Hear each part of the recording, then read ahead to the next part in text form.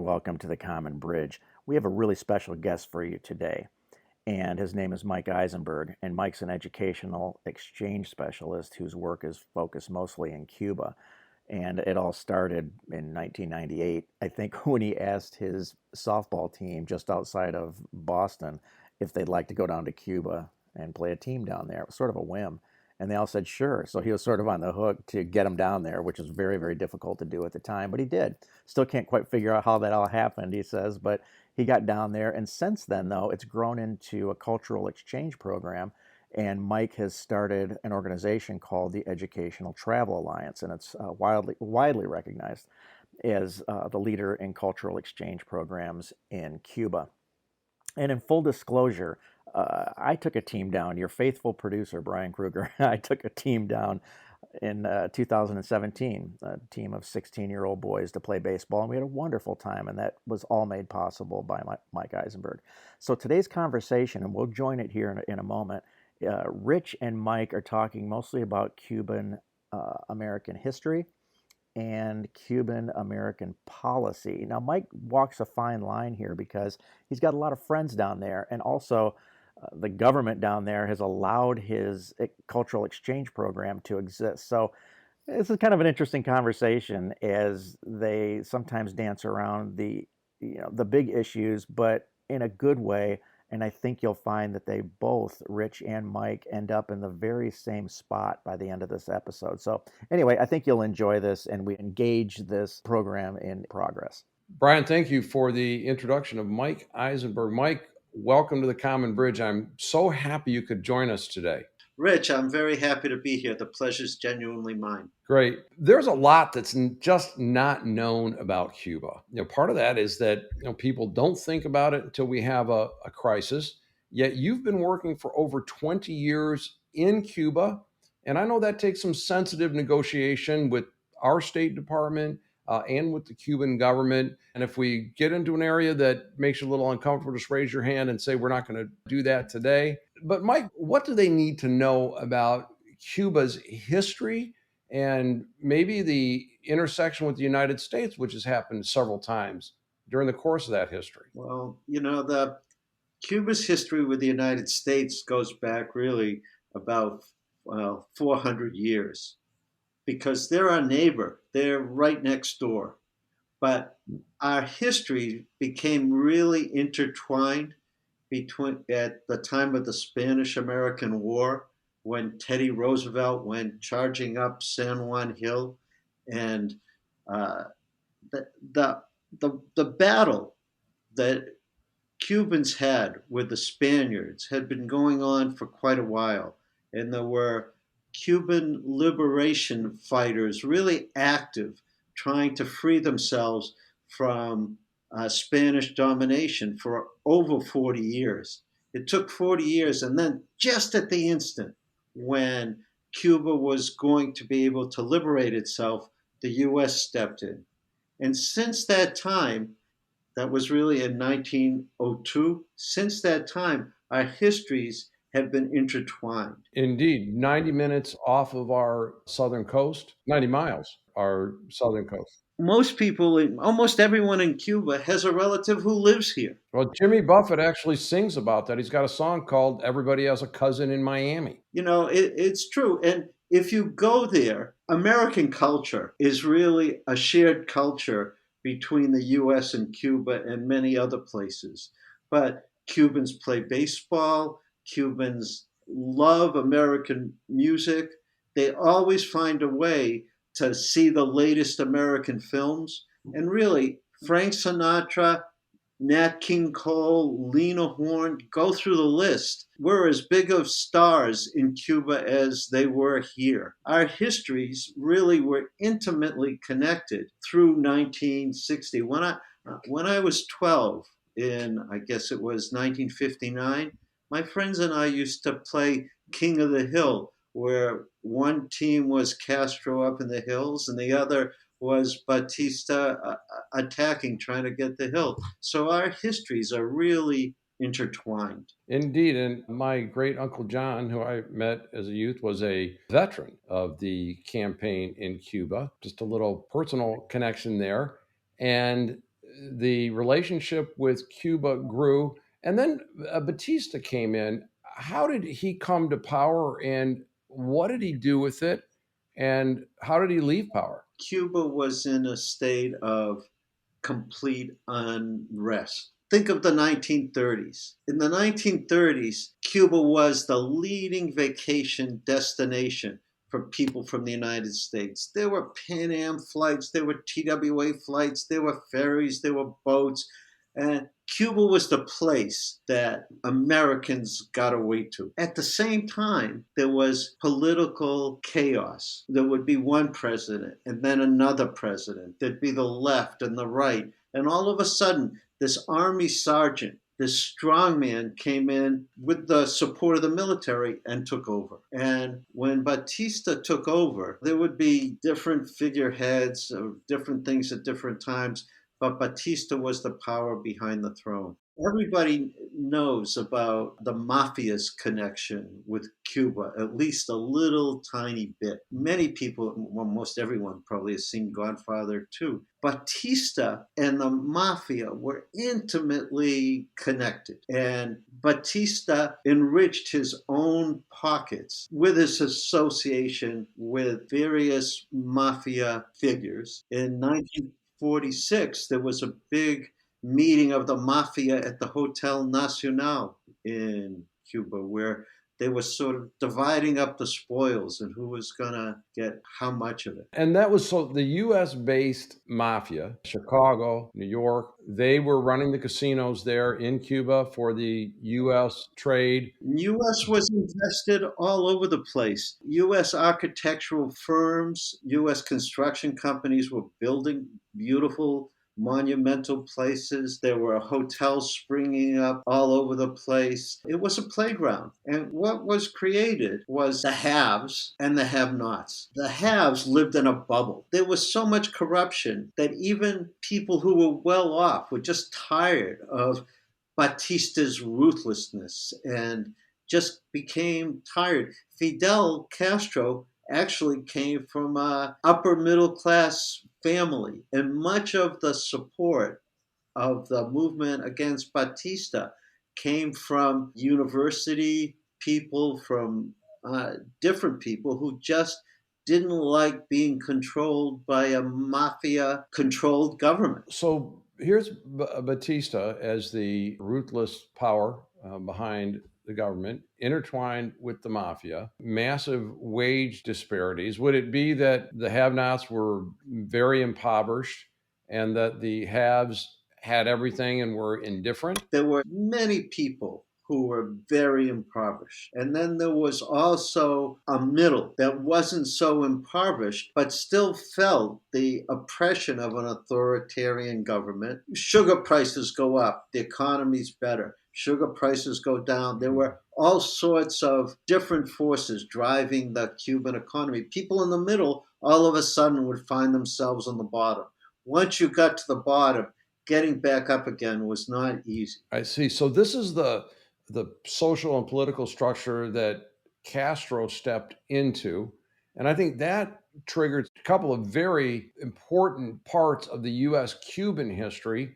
And so, kind of take us through the Castro's revolution, Bay of Pigs, particularly as it pertained to the United States, and kind of like leading up to the Cuban Missile Crisis. 87 people arrived with Fidel on a tiny yacht called the Granma in eastern Cuba. And they were supposed to meet up with a force waiting for them here.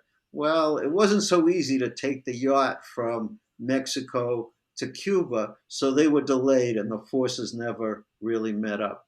And actually, there were Batista forces waiting for Fidel, but Fidel and a number of his people managed to flee into the highlands. And over time, little by little, they gained a following and were making more and more noise. So little by little, Fidel's power was growing, but it was an agrarian army. It wasn't, they got some guns that were shipped in from New York, and they had this and that, but most of the time, it was a ragtag outfit. There's a story I love that a Life reporter went down and was able to get an interview with Fidel up in the mountains, and Fidel wanted to show how strong he was, so he had the same soldiers marching Ah, around in circles to emphasize, to make the pitch that he was really strong. In any case, he eventually gained enough power. Batista decided he had enough of it, sent all of his forces to get rid of Fidel once and for all. Batista was told by an American Secretary of State, "We can't support you anymore. It's over." Batista took $350 million from the Cuban treasury, oh my. absconded. If you remember, if you go back and look at Godfather 2, you'll see this actually happen. Hmm. It was actually New Year's Eve. There was a big party, and all of a sudden, Batista left. Fidel triumphantly went across Cuba, marched into Havana, was a hero of heroes. And, he was a 33-year-old guy who, had been a student and a revolutionary, but he hadn't really governed before. To shorten the story, Castro came to the U.S. looking for support, but wasn't given any. Went to different places, was not given a lot of support. His country was in ruins. United Fruit, Esso, I guess it was at that time, but the oil companies owned the refineries. The sugar manufacturers, Coca Cola. There's a town Hershey in Cuba because it was owned by the Hershey Oh, I family. didn't. The Mhm. Coca Cola was importing all the sugar it needed to, all the molasses it needed to make Coke. So the Cuban economy was dominated by US interests. And what Fidel started to do was nationalize those companies. In order to strike back, little by little, we created a blockade. And our feeling was that with that blockade, Castro is going to fall. So then the CIA and a whole bunch of people who had fled Cuba decided that it was time to take Fidel out. Bay of Pigs, unsuccessful. 1,500 guerrillas captured by Fidel. Fidel is a hero once again. The Soviet Union enters the arena, and there's sort of an agreement. And then all of a sudden, Kennedy saw that the Russians, the Soviet Union, was putting missile silos into Cuba. Again, leading up to the Cuban Missile Crisis, the United States foreign policy failures resulted in great loss of life, strengthening Fidel, and then I think great loss of life might be an overstatement, but the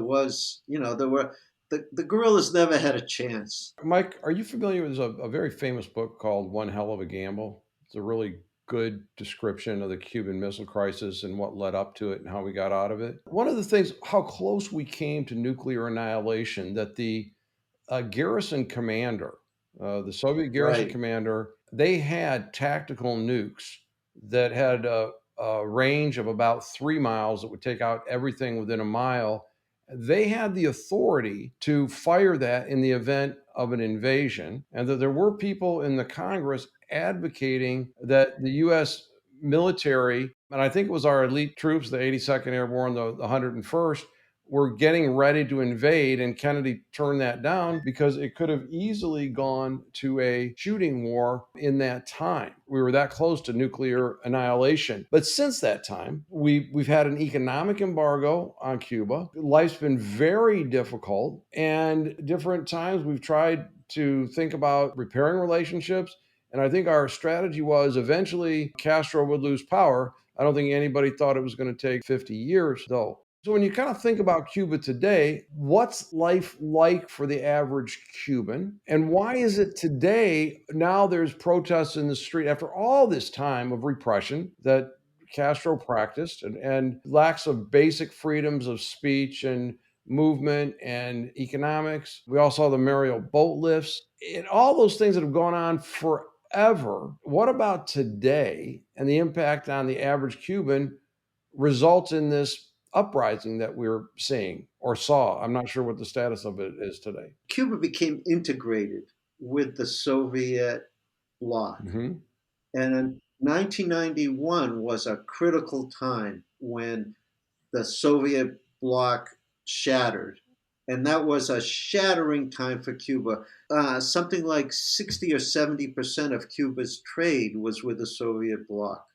And all of a sudden, it wasn't there anymore. And all of the support Cuba was getting from the Soviets disappeared. So the 80s, as part of the Soviet bloc, many people say that life was bearable. You have to remember where Cuba came from. Cuba came from chaos. 60% of the people couldn't read. 60% of the people had no medical care. The view that was projected was that we have to be vigilant because if we're not vigilant, the US is going to try to invade us once again. And we don't have a good history of when we're in control of Cuba to make life better for all of the Cubans. Let me ask this in a different way. What group or groups today support the current government? Where are they getting their support? And where's this opposition coming from? So in Cuba society, there are layers. There are people at the top, and then there are many layers going down. Even at the lowest layer, people have some kind of medical care. It's not very good right now because there's no Horrible. medicine, but there are a lot of doctors. Everyone has a right to an education. University is free. Everyone was getting a certain amount. So even at the lowest layer, it could be said that people were getting some benefits. At the same time, there were tremendous expressions in the arts. Some of the greatest dancers in the world are always from Cuba. Some of the greatest musicians, some of the greatest athletes, some of the people making the most money in the major leagues today are people who grew up in Cuba. So it isn't like there weren't some people who were benefiting from Soviet society. But there was also this really strong authoritarian set of rules keeping things in place. And what has happened now is that the economy has gone down. When President Obama was relaxing all of the restrictions in Cuba, there was a feeling that things might be coming up. For the first time, there was quite a lot of private enterprises. All restaurants in Cuba, when I first went there in 2000, except for a very few, were government restaurants. All of them served the same food. Now there are private restaurants. It used to be all of the dance companies were government dance companies, and now there are private dance companies. It used to be that any accommodation was provided by the government. Now there are casa particulars, bed and breakfasts like there are here. And there are many areas. There are very interesting designers who design clothing and furniture. So there was some free enterprise. First of all, I want to come back on healthcare. Michael Moore wrote one of his mockumentaries called Sicko and tried to, it's a sham. It tried to portray that there was a functioning healthcare system in Cuba, but that wasn't for Cubans. Cuba provided very good preventive medical care, lots of inoculations and shots, and actually has a good biomedical system. But his film was not It realistic. was, I mean, well, it was none of his are, but people are on to that. Mike, I could go down chapter and verse what the Cubans did to their people through the healthcare system, and some of it's pretty terrible. But what I'm hearing you say is that okay, so now there's some freedoms, and I know there was a point in Cuba where if you tried to open a little restaurant in your home, that you would get shut down, and now they're loosening that. in Cuba,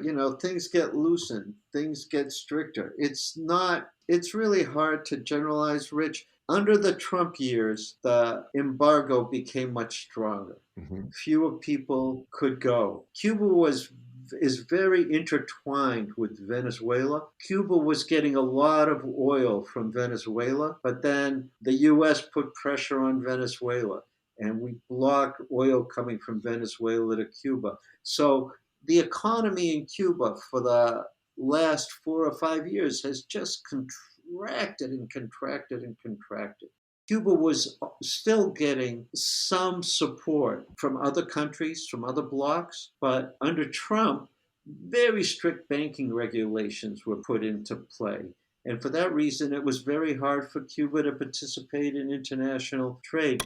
And when COVID hit, I mean, Isn't that almost like going back to the Batista days that people might be afraid, look, if I invest, in a hotel, for example, that it's just going to ultimately fund the established government, which is repressing its citizen. yes, What I can't understand, given that we've had decades of the repression and decades of a very strong totalitarian type of a government, why now in 2021, after we've had the differences from Obama to Trump and now Biden, I don't know if that has anything to do with what's going on in Cuba, but why is today the time that Cubans are going to the streets to protest their government? there are a number of reasons. There are a number of triggers. One trigger is that Cuba had a new constitution, and people had great hopes for the new constitution. But the new constitution actually ended up restricting artistic freedom. I see. Artists always previously had a lot of freedom of expression. And for a long time, if you had kids, you didn't want them to go to law school or to medical school or to become investment bankers. You wanted them to be artists because artists could travel and freely sell what they created. And they were, if you saw somebody driving an Audi, you could be sure they were either a musician or an artist in Cuba. And other than that, it was beat up old Russian cars or beat up American cars. It's complicated, but that was one of the triggers. And some of the musicians who began a counter movement and the artists began a counter movement saying, we need our artistic freedom back. November 27th, there was a big demonstration. That's one facet. Another facet is that all of a sudden, Cuba's out of foreign exchange. Cuba imports 70% of its food. It can't import food anymore. And, really, there's always been that resentment. Everyone resents authoritarian control. We resent it here. Look at Portland. Look at the things that have happened in certain places. Connect me with Portland. What's the linkage there? Just Well, Portland, Oregon is a place where in the United States there's been fierce demonstrations against the police and against wealthy people. And it's really, the demonstrations here have at times really gotten out of control. Portland, Oregon being the place that comes to mind. George Floyd, how many people have really exploded over all of the police shootings that we've seen in our country? and I know not everybody was happy with it, but our justice system convicted Derek Chauvin. Our government institutions responded. There are lots of opinions. Is it the right amount? Too much, too little, so forth. But the matters do get addressed. How are the matters of the Cubans who are protesting their government getting addressed? There has been a very strong reaction by the government to the people protesting. And there have been a lot of people put in jail, a lot of people apparently you can see from the films you've seen there's been violence in the streets. There have been all sorts of things. And Cuba, it has some people who support the regime, and they remember that they're loyal to Castro's revolution. I don't know how to quantify it, but some people are. There are people who've had enough. We don't want it anymore. We want there to be a new day.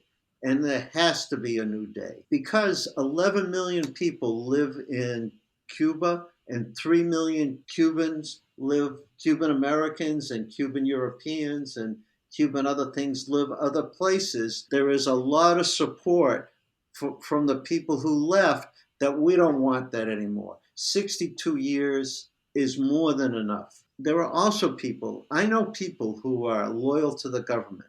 I know people who can't stand it anymore.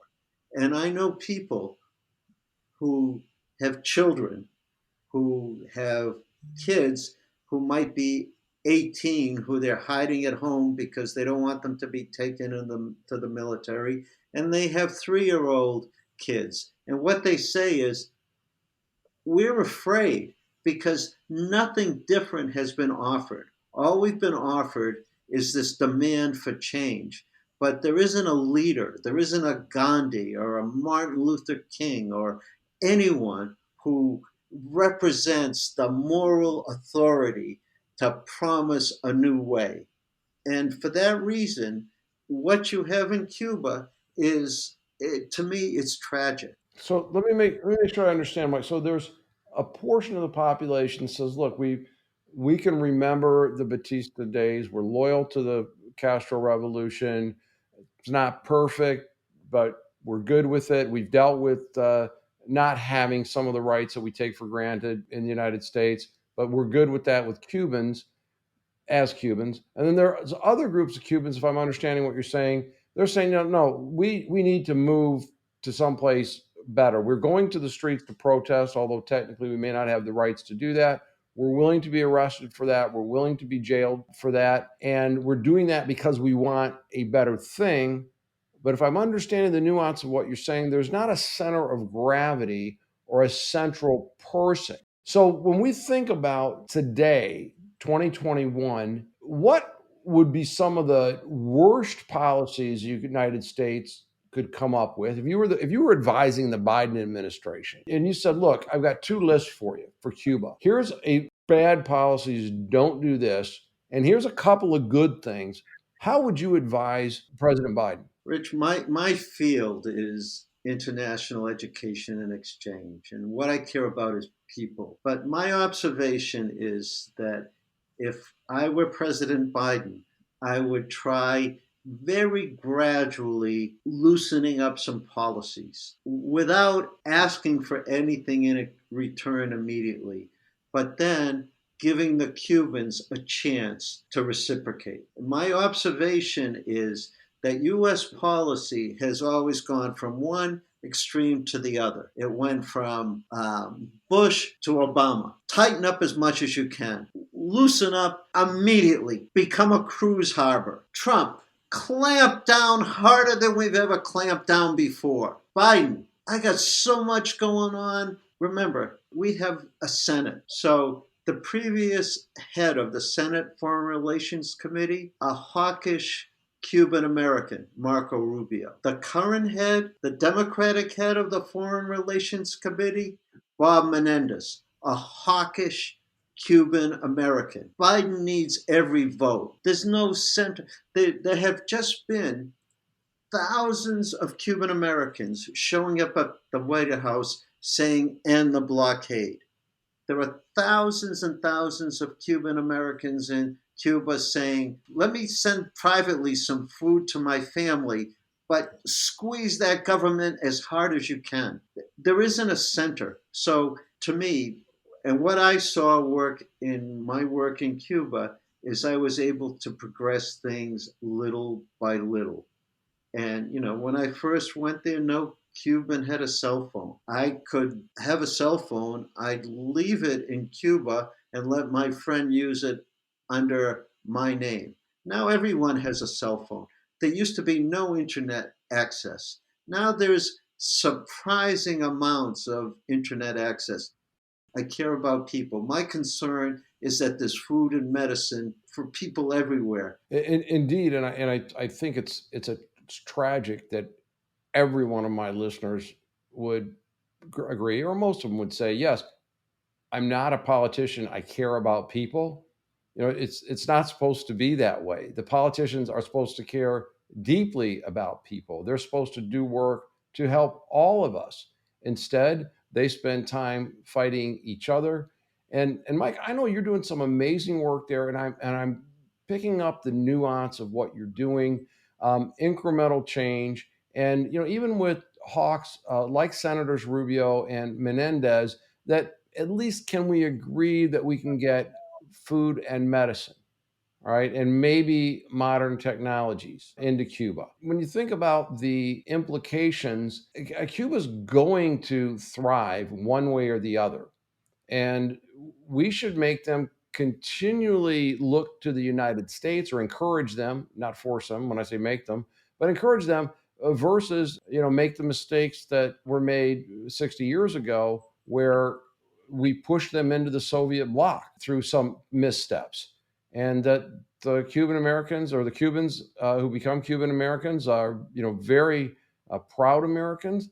The Cubans that are there, I know, look to them, and they're not hostile to the United States. But we do need to forge ways. Well, Mike, on that note, I am honored that you took some time from your calendar to come and talk to us about this very difficult topic. But we're a better people. We're more generous and compassionate people than where we're being depicted by our reporting industry, how we're being treated by our political system. If our political parties and our political system and those elected to serve and those employed to support that behaved better and listened, we'd be doing much better. And if we could get the fourth estate, the press, the reporters to actually do reporting again, we would be moving forward, because the problems that we have today in our nation, including our international policies, these are solvable issues, just as you've described, in increments, people to people, and also to seize the opportunities of the moment. This great technology that we're talking with today, not in the same locale, there's not a reason at all that can't go to Cuba,